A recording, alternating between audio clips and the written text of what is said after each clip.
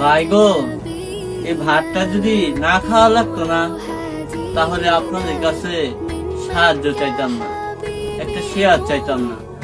ভাই, আমি হয়তো প্রতিবন্ধী, কিন্তু আমার পেটটা তো প্রতিবন্ধী না।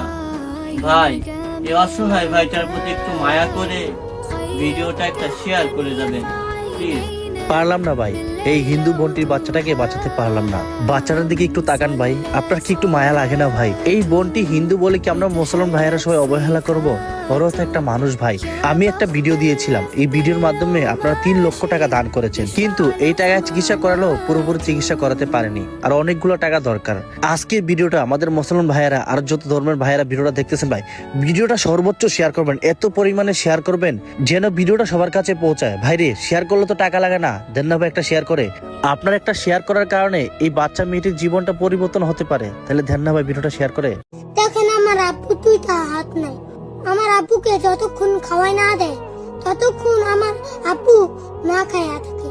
আমার আপুকে কেউ অবহেলা করবেন না।